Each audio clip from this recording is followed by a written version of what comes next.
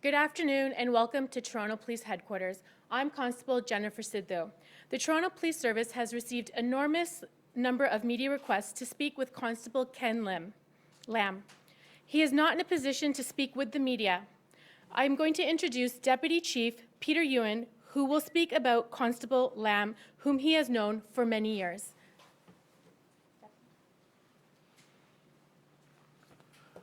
Good afternoon, folks. Thanks for coming. I know it's raining out there, not too pleasant, but you're here with me. So in the next few minutes, I'm going to talk a little bit about Officer Ken Lam. I just want to make it clear the purpose today is to talk about Officer Ken Lam. It's not about the progress of the investigation. I would not address any questions pertaining to the investigation on Yonge Street that took place on Monday afternoon. So these are the ground rules. Before I start, I just want to highlight a few things. As we all know, everybody knows, it's Officer Ken Lam of 32 Division. That was the officer that made the arrest. So the Toronto Police Service is ready to release the name, and it's officially been released to you today. It has been speculations by media reports the last few days it was Ken Lam. It is, in fact, Officer Ken Lam. There are a number of reasons why he's not available to the media. I want to make it clear for media and the public to understand why he's not available right now. First of all, he is the key witness of a multiple homicide. He will be required to attend court in the future months to give testimonies. So anything he may say to you during any interviews or any public appearance may be used in an open court setting as evidence. So that's the first most important reason. Second reason, anytime an officer goes through a traumatic experience, as you can realize, that was a split decision, life-altering experience for Officer Lam and for our accused in custody. So anytime an officer goes through that type of situation, it's mandatory for the Toronto Police Service to have a debriefing and a aftercare program. And I have to say to you, the Toronto Police Service has the best aftercare program of this magnitude in the country, if not North America. So Officer Lam has been treated, been looked after, been offered all the support an officer can get, and it's also mandatory for us to offer that to him. He is receiving those treatments and those support, and he's doing very fine. I can report to you he's doing very well. Since the day that took place, I'll speak to you about my relationship with Officer Lam in a little bit later, but since that day that happened, I've been in constant contact with Officer Lam, and every morning, in fact, when I wake up, and I wake up very early, and I wake him up and say, how are you doing? So he's probably asking me, can he sleep in a little bit so I don't have to wake him up that early in the morning. So he's in good spirit, but as all of you can relate or imagine, going through an incident like that, there will be days of highs and lows. There will be days where he's going to ask questions of himself, of his colleagues. And he also wants me to express this to the media, that the focus shouldn't be on him. There are a lot of first responders that were there that day that looked after a tragic scene, from our ambulance services, from our paramedic, or even Good Samaritan, that saw tragic scenes unfold in front of their eyes. Those people should be in our thoughts and our prayers, should be in our minds, that we should be concerned about too, not only him. So he's very selflessly saying he doesn't deserve all the credit. I also understand that some of the media has approached his family.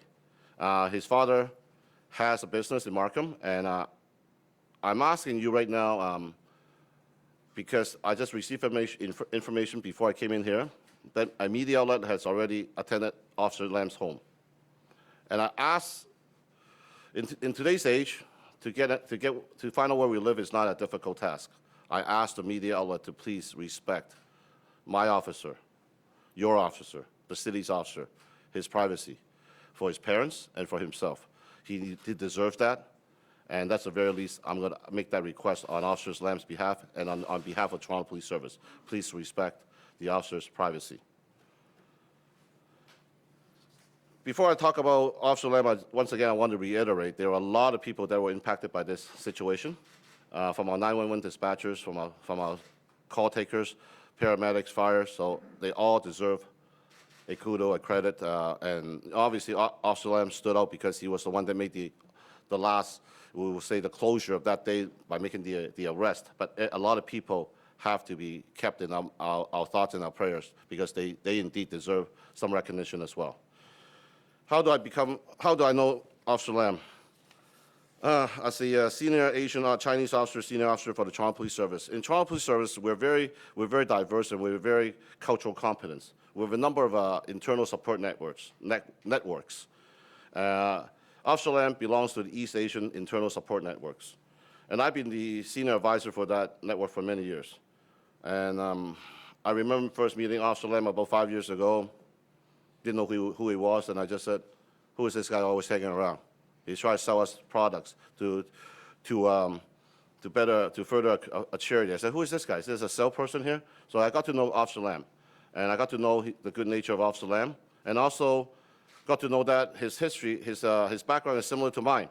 You know, we both came from, you know, we both have parents that migrated to Canada from Hong Kong as immigrants to give their second generation a better future. And Officer Lam and I grew up pretty well parallel. His father ran a restaurant. My father ran a restaurant. So we're very similar in that. And we got talking to each other, and I would not say I've been a mentor to him. I would say that anytime Officer Lam knows that if he needs to speak to someone, I'll be there for him. And certainly when I hear this, as a deputy chief or as a police officer, when you hear one of our officers are facing these type of situations, my heart goes out for him. And that's why I have that contact with him. Officer Lam, you know, I'm more interested in fielding your questions and reading you a bio of Officer Lam, because if you're interested, I may answer your questions as to the best of my abilities. But I want to make sure that Officer Lam is someone that is not you guys are all speculating who is Officer Lam. So if today I can speak on behalf of Officer Lam to thank the public, thank the media, to make sure that he understands. And he wants to make sure that everyone understands he was not a hero. He was merely doing a job. And I want to emphasize a little bit on what the chief said the other day about our training. Our training is second to none in this country. We talk about the escalation. The chief talked about every year we have 30,000 people in our custody, and the use of force incidence is less than 0.5%. That speaks loud volume for our decision-making ability, assessing, and our cool thinking under stress. And our people are put through rigorous training every year. And Officer Lam clearly exhibited and understood. And a lot of times we're asked by a lot of groups, how do we know our training works? Well, folks, our training does work because it was exhibited by Officer Lam. Because that could have turned into a very tragic situation for more people, for the accused family, for Officer Lam's family, if he would open fire. So our training does work, and our training has proven to work. And some of you in the media gallery here, you have attended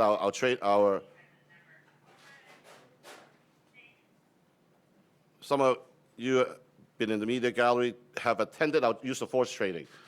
You know the scrutinies, the high level of skills and thinking and analysis go into these trainings. So once again, I want to reiterate, training was the most important component, coupled with the fact that we have a competent officer who was out on the street patrolling the city of Toronto, and brought this matter to for that day, a successful conclusion. This is a long road ahead for this investigation, for the victims of our families, for the families of the victims, for a lot of people, for answers. Those answers will be coming in the future months, but for that day, the conclusion was what we wanted and what we expected. So I'm okay to answer some questions right now, and one at a time, please. Deputy Chief, can you tell us a little bit about how he was faring the morning after this happened, yesterday morning, and compared to this morning, given that you're talking to him on a daily basis? You mentioned that, of course, there are going to be times when he's going to question his actions, the actions of other people. Is that what you've been hearing from him? And just sort of describe how his mental state is. I saw him yesterday morning in person. I can say to you this morning when I spoke to him, when I text him back and forth, just by the language, that he has improved quite a bit.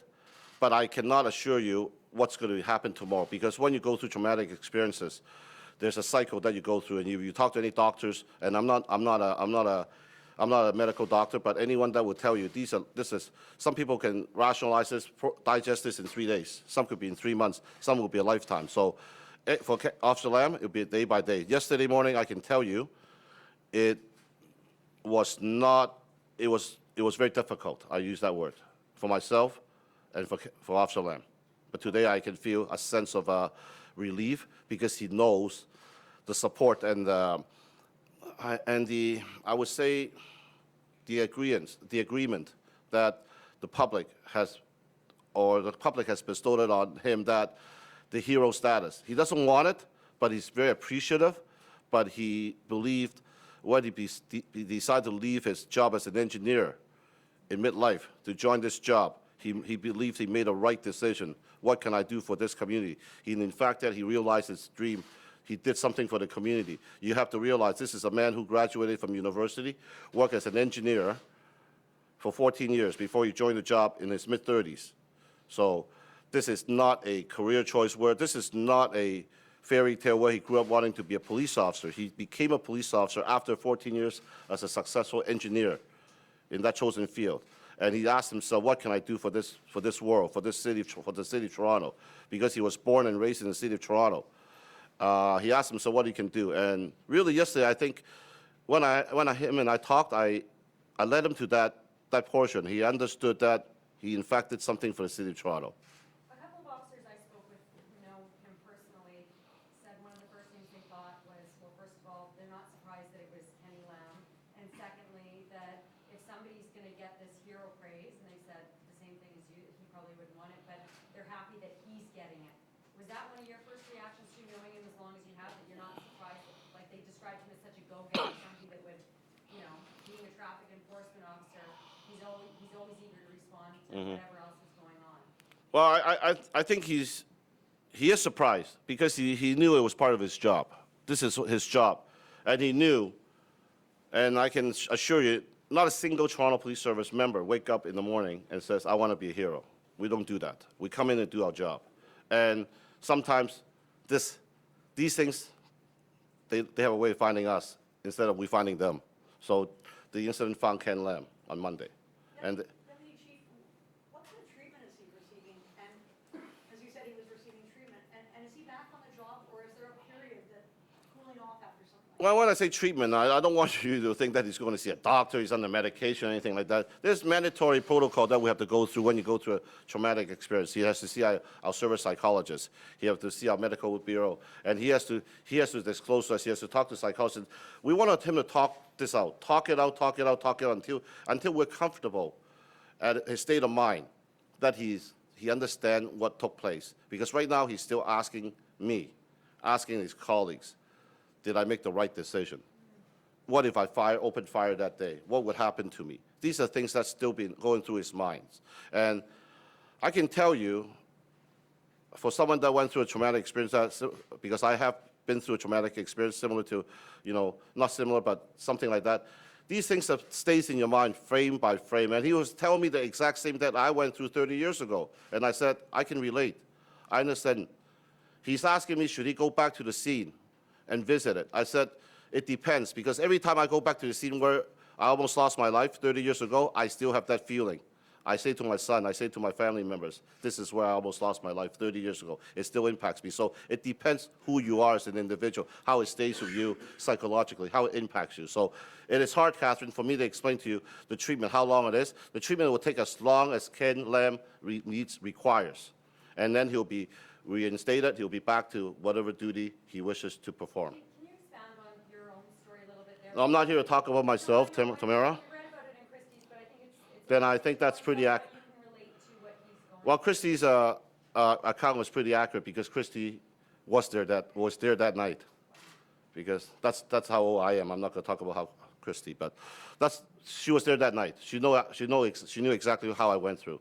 But I can relate to Ken Lam. I asked him, are you feeling this? Are you feeling this? Are you feeling? Because I've been there. I'm not a medical practitioner, but I've been there. So I asked Ken Lam, I said, Ken, I can share some of these things with you. I can share some of these things because how are you going to interact with your family? How are you going to interact with your friends? How are you going to interact with your parents? I can relate, and I'm asking the same questions. I do not, as a deputy chief of police, as a member of the Toronto Police Service, I've been through that. I don't want anyone to go through that without any support. And if I can offer him that support, I will do that bending over backward. I can do it 24 hours a day, because if he needs me, he can call me, because I can relate, and I hope I can impart some of my wisdoms onto him, and hopefully he can seek the assistance that he requires. You mentioned that he was selling things back years ago. You noticed he kept trying to sell things to raise money for a charity. What was he selling? What was he raising money Well, he loves doing engravings. He does the police challenge coins, and he does a lot of replica police vehicles, and he will go into a lot of different police functions. And if you know of Ken Lam, if one of his colleagues' son is going to hospital, needs money for surgery, whatever, or life-altering situation, he was the first one to put up a GoFundMe, a funding webpage and say, fund officer so-and-so, his son needs a trip, let's send them off to the Caribbeans, let's send them off there, so let them have a good family vacation. He'll be selling stuff to raise money for Cops for Cancer, Special Olympics, anything that is required, he's there. You don't even have to ask, and he just happens to have has a nose for charitable organization. He'll just show up and say, I'll help you. How do you want me to help you raise money? Because his mindset is to help as many people as possible. What has Ken told you about what was going through his head, those moments that he was squaring off? I'm not going to disclose that, sir, because that could be a question that could be for the criminal trial, and I certainly cannot share that with you. Can you explain what his assignment was that day and how he ended up being where He was a traffic response officer, and like I said, being a police officer, being a fire and paramedics, when trouble calls, we run to the problem. Ken Lam was not assigned to that call. Ken Lam ran to that area to immediately to render assistance. And I always say, in policing, luck finds us.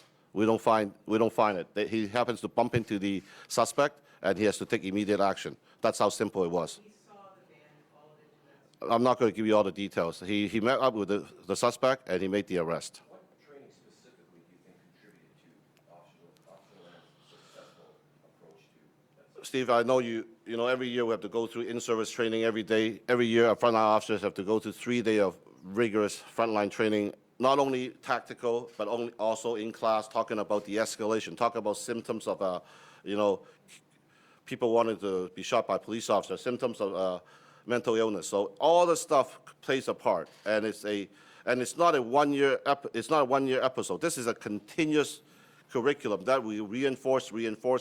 And I'll say to you, one word is reinforcement. That's how our officers are ingrained into our minds how to react to these situations. And that training, it's ever evolving, is that correct? Every year it changes. Every year we got to look at, this year, some people I hear from the media, are we going to use Ken Lam's example as a training piece next year? It could very well be. So we have to look at what he did right. Maybe he did something wrong. We don't know. We have to look at the whole thing in totality, and we're going to train our officer. This is the right approach. This is the wrong approach.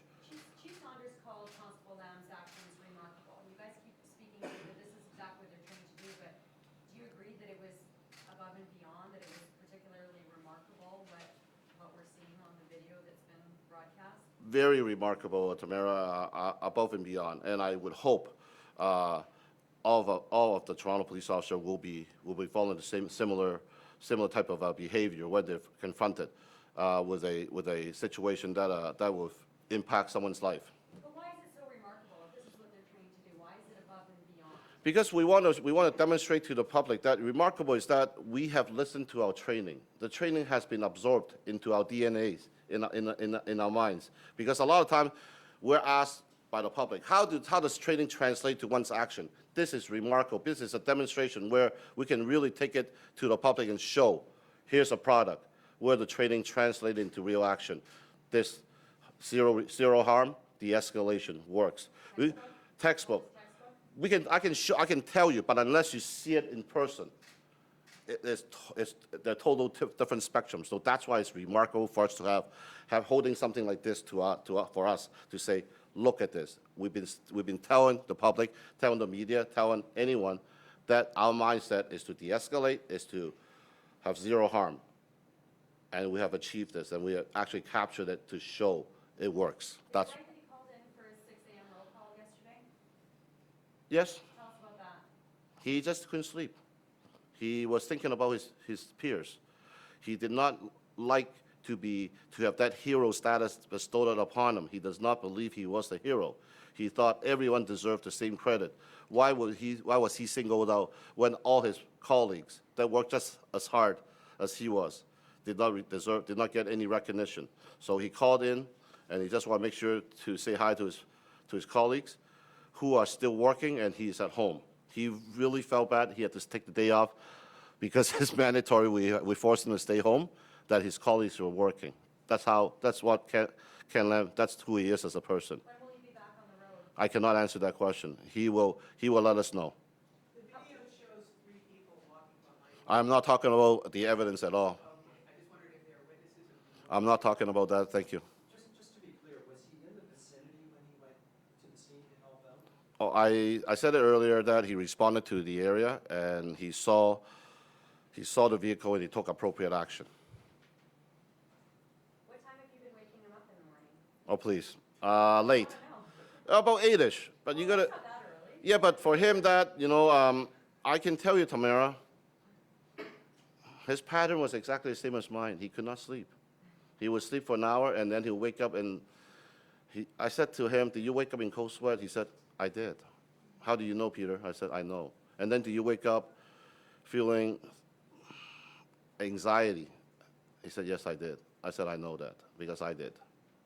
Every hour." So what does that speak to? Did you suffer from PTSD from what you went through, and do you see? That term did not exist 30 years ago. I know it didn't, but looking back now, you've learned a lot about it. Yes, and it could be. That's why Catherine asked me what treatment.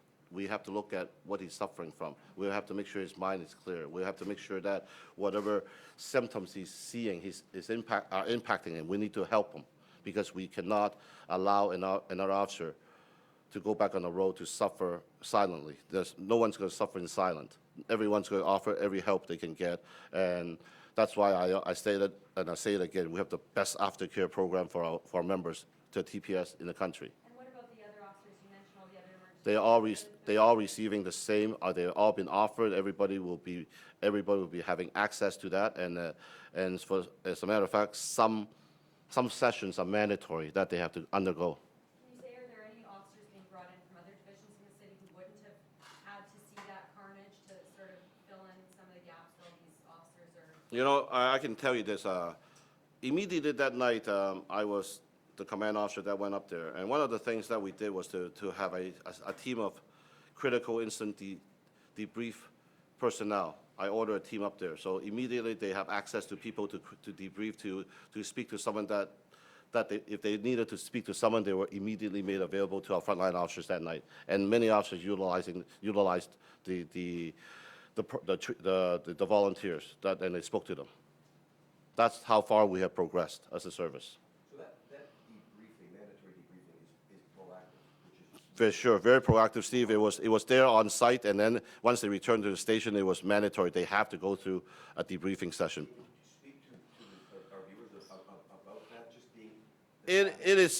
It is more, obviously everything that is said are confidential, but the most important factor, the things is to ensure the officer know help is available. Number 2 is how they're feeling. And the debriefers are also trained to observe certain behavioral signs, because you can see often in sessions, some officers are very talkative. That may not be a good thing. Some officers are very quiet. That may not be a good thing. So we can look at and determine what are the signs being exhibited. So these debriefers just have to go through strenuous training and to be certified. A number of them are police officers or civilian members of the service. So they do it voluntarily. Anytime we have a critical incident, they'll go in and debrief our members. Any other questions, folks? How many officers would you say are receiving, counseling treatment today? I can't disclose that number. That is strictly confidential, and we cannot. We can say that every officer that attended that scene were offered, and I know in today's day and age, officers do take up that program. Can you say how many have taken some time off? I cannot release that, Catherine. But are some taking time off? Some are, yes, some are. So, how many years has he worked for Toronto Police Services? Officer Lam worked for Toronto Police Service. Actually, he's relatively, in police terms, he's relatively new. It's only 7 years. So he's not like someone that's got 20, 30, that got a host of experience. I'm not suggesting he's not experienced. I'm suggesting he's very, very experienced. But then, he's been, 7 years. So when you... No, he started off at traffic services, and then he transferred and he wanted to work in a division where he can interact with the public a little bit more, and he was assigned to 32 Division. Where did he study at university? What kind of engineer was he? And was he Well, I know he works for Bell Canada. You know what? I was an engineering student too, but I dropped out and became a police officer. So I'm not too sure what engineering he is. I think it was mechanical, but or electronic, but I'm not too sure. He asked me not to disclose what university, so I leave it at that. Does he have children or family? He has family. He has his wife, and they have no children at this stage. Age is he's 42 years old. You know, I can tell you, the East Asian Officer Association, the Internal Support Network in Toronto, we have over 200 police officers, and I can assure you, everyone, it's like a brotherhood in a police service. The East Asian officers, they all know Kenny Lam because he is the guy that sells stuff. And you know what? Everybody knows. They'll call me and say, "Is that the guy that sells stuff?" I said, "Yes, that's the guy that's." Oh my gosh! Sounds like he's fencing stuff, or He's not fencing stuff, Tamara. He's doing it for charity, please.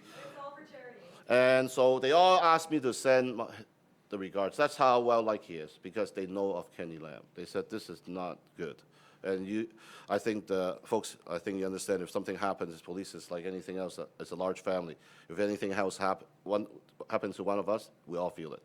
So, so my last, if there are no more questions, I said it earlier, and I'm going to say it again. Please, I know you guys can find out where he lives very easily. Please respect his privacy. He needs it right now. And please help us to support our police officer. He will be speaking to you when he's ready to do so. And Toronto Police Service will not deprive the media or the public the opportunity to meet an officer that did exceptional work. He will be made available to speak with you. Even before he testifies? Let's not ask these questions. No, we will decide, speaking with the homicide investigator, to see if it's the best time and in what capacity, and maybe he will release a statement. He'll come out and read a statement, but we don't know what the capacity is. But I can assure you, for Chief Saunders, that he will be meeting the public, and once again, he wants to thank the public, and he wants the public not to call him a hero. He's Officer Ken Lam. He's real. He's got a name. He's got a badge. He's not a hero. And he wants every police officer to be known as that, because we all come to work, we want to do the right thing, and that's why we became police officers. That's what he says? That's what he told me. That's what he said, and that's what he told me. And Would you call him a hero? I will call him something else. I'll call him the money grabber, something like that. No, I call my friend, because they're all my friends, and I'll call my friends. And if I'm honored enough he looks at me as his mentor, then I'll be that much appreciative. Just quickly, can you say if he was wearing a body cam at the time of the incident? No, he was not. I can give you that, okay? Can you speak to his character real quick and just his selflessness? Well, I think you heard a little bit. You know, first of all, I know his father a little bit, because his father runs a restaurant, and my father did the same thing as we were growing up. So, Ken Lam, at a very young age, and he wanted to do volunteer work. And as young person, not you know, his dad put it in this perspective. Young people want to do volunteer work, working with young people, or do something exciting. He wants to go feed the seniors. Even his father said, you know, it takes a lot of patience, a lot of discipline to work with seniors. And Ken Lam said, I like that. So you can translate that calmness, that decisiveness, that character into what you saw when he was faced with the suspect that day, the calmness, the decisiveness, the thoughtful, the patience, the observation, because Ken Lam liked to work with people. And then when he became an engineer, he said, I am not helping this city that I grew up with. And he wanted to be part of this. And he said, Toronto Police Service will be allowing me to do that. And that's why he joined. His character is, he loves to help people. And I talked earlier about all the charitable work that he wants to do, because he just wants to help people. I would ask him, do you know these people? He said, no, I don't know them, but I want to help them. And that's my mindset. Mark, are you saying my time's done? No. Oh, okay. So, folks, I want to thank you for coming.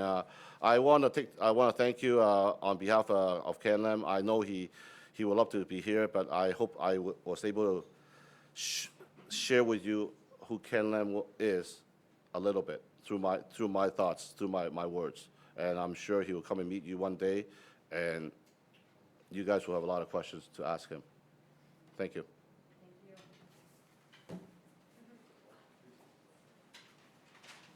That concludes today's news conference. Thank you.